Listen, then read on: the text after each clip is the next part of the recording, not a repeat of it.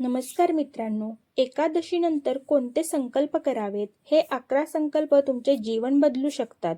जय श्री हरी विठ्ठल, जय जय राम कृष्ण हरी. मित्रांनो, आता आपण या व्हिडिओच्या शेवटच्या टप्प्याकडे आलो आहोत. पण लक्षात ठेवा, एकादशी संपली म्हणजे भक्ती संपली असे कधीही समजू नका. खरा उपवास तोच जो आपल्या जीवनात चांगले बदल घडवतो. जर प्रत्येक एकादशीनंतर आपण स्वतःशी काही संकल्प केले तर हळूहळू आपले संपूर्ण जीवन अधिक सुंदर, शांत आणि भक्तिमय होऊ शकते. चला आज श्रीहरीच्या साक्षीने 11 संकल्प करूया. संकल्प क्रमांक 1, मी रोज किमान 5 मिनिटे भगवान श्री विष्णूंचे नामस्मरण करीन. संकल्प क्रमांक 2, मी आई वडील, गुरुजन आणि ज्येष्ठांचा नेहमी आदर करीन. संकल्प क्रमांक 3, मी खोटे बोलणे टाळण्याचा प्रयत्न करीन. संकल्प क्रमांक 4, मी कोणाचीही निंदा किंवा अपमान करणार नाही. संकल्प क्रमांक 5, मी माझ्या रागावर नियंत्रण ठेवण्याचा प्रयत्न करीन. संकल्प क्रमांक 6, मी प्रत्येक महिन्यात किमान एका गरजू व्यक्तीला माझ्या क्षमतेनुसार मदत करीन. संकल्प क्रमांक 7, मी अन्नाचा अपव्यय करणार नाही. संकल्प क्रमांक 8, मी प्राणी, पक्षी आणि निसर्ग यांच्याशी प्रेमाने वागेन. संकल्प क्रमांक 9, मी माझ्या मुलांना आणि कुटुंबाला चांगले संस्कार देण्याचा प्रयत्न करीन. संकल्प क्रमांक 10, मी संकटातही भगवान श्री विष्णूंवरील माझा विश्वास कायम ठेवीन. संकल्प क्रमांक 11, मी प्रत्येक एकादशीला केवळ उपवासच नाही तर माझ्या एखाद्या वाईट सवयीचा त्याग करण्याचाही प्रयत्न करीन. मित्रांनो, भगवान श्री विष्णूंना तुमच्या घरातील संपत्तीपेक्षा तुमच्या हृदयातील प्रेम अधिक प्रिय आहे. त्यांना तुमच्या मोठ्या नैवेद्यापेक्षा तुमच्या डोळ्यातील भक्ती अधिक प्रिय आहे. त्यांना तुमच्या महागड्या पूजेपेक्षा तुमच्या चांगल्या कर्माचा सुगंध अधिक प्रिय आहे.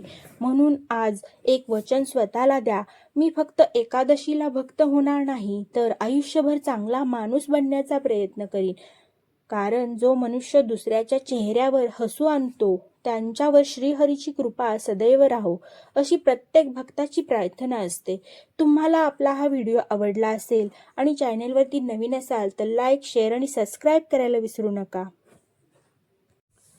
तर तुम्ही आत्तापर्यंतचे जेवढे माझे व्हिडिओ पाहिले असतील तर आज तुम्ही केवळ एकादशीचा उपवास कसा करावा हे शिकलात असे नाही, तर भक्ती म्हणजे काय, श्रद्धा म्हणजे काय आणि जीवन अधिक पवित्र कसे बनवावे हेही समजून घेतले आहे. मित्रांनो, जीवनात पैसा मिळेल, मान सन्मान मिळेल, यशही मिळेल, पण जर मनात शांतता नसेल तर त्या सर्व गोष्टी अपूर्ण वाटतात. आणि म्हणून आपल्या संतांनी नेहमी सांगितले, हरिनाम हेच खरे धन आहे. आपल्या हातून रोज किती पूजा होते, किती जप होतो, यापेक्षा आपल्या वागण्यात प्रेम किती आहे, आपल्या बोलण्यात गोडवा किती आहे आणि आपल्या मनात श्रीहरीचे स्थान किती आहे हे अधिक महत्त्वाचे आहे. आज श्रीहरी समोर एक संकल्प करूया. हे श्री विष्णू, आजपासून माझ्या घरात कटू शब्दांऐवजी प्रेमाचे शब्द असू देत, रागाऐवजी संयम असू दे, मत्सराऐवजी आनंद असू दे, स्वार्थाऐवजी सेवा असू दे, अहंकाराऐवजी नम्रता असू दे आणि माझ्या प्रत्येक श्वासात तुमचे पवित्र नाम असू दे.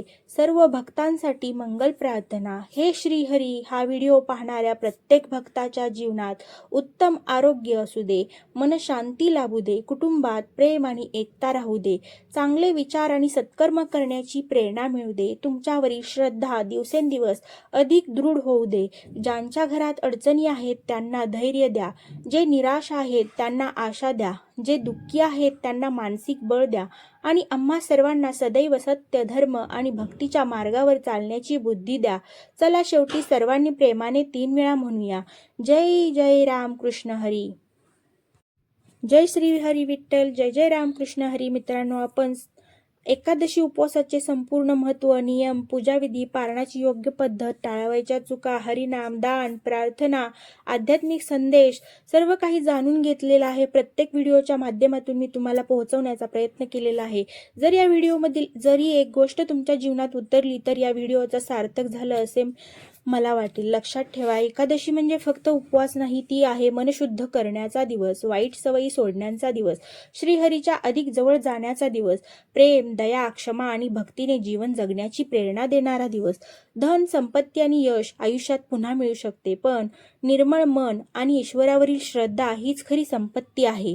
म्हणून प्रत्येक एकादशीला एक संकल्प नक्की करा. आज मी कोणालाही दुखावणार नाही, खोटे बोलणार नाही, रागावर नियंत्रण ठेवीन आणि शक्य तितका वेळ हरिनाम घेईन. अशी छोटी छोटी पावलेच आपले जीवन बदलू शकतात. शेवटची प्रार्थना. हे लक्ष्मीपती श्री विष्णू, हा व्हिडिओ पाहणाऱ्या प्रत्येक भक्तावर तुमची कृपादृष्टी सदैव राहू दे. प्रत्येक घरात सुख, शांती, समाधान, उत्तम आरोग्य, सद्बुद्धी आणि ज्यांच्या मनात चिंता आहे त्यांना धैर्य द्या. ज्यांच्या घरात अडचणी आहेत त्यांना योग्य मार्ग दाखवा. आमच्या हातून नेहमी चांगली सत्कर्मे घडू देत. आमच्या मुखी सदैव तुमचे नाम राहू देत. आमच्या मुखी सदैव तुमचे नाम राहू दे. जय जय राम कृष्ण हरी. मित्रांनो, जर हा व्हिडिओ तुम्हाला आवडला असेल आणि उपयुक्त वाटला असेल तर तो आपल्या कुटुंबांपर्यंत, मित्रांपर्यंत आणि इतर भक्तांपर्यंत नक्की पोहोचवा. कदाचित तुमच्या एका शेअरमुळे एखाद्या व्यक्तीला योग्य माहिती मिळेल आणि त्याची भक्ती अधिक दृढ होईल. अशाच सनातन धर्म, एकादशी, श्री विष्णू, श्री विठ्ठल, संत परंपरा आणि आध्यात्मिक विषयावरील सखोल माहिती पाहण्यासाठी आपल्या चॅनेलला सबस्क्राईब करा, व्हिडिओला लाईक करा आणि नवीन व्हिडिओची सूचना मिळवण्यासाठी बेल आयकॉन दाबायला विसरू नका. शेवटी आपण सर्वजण एकदा प्रेमाने म्हणूया, जय जय राम कृष्ण हरी, पांडुरंग हरी, श्री विठ्ठल रुक्माई महाराज की जय. धन्यवाद. पुन्हा भेटूया एका नव्या भक्तिमय आणि ज्ञानवर्धक व्हिडिओमध्ये. तोपर्यंत जय श्री विठ्ठल, जय श्री हरी.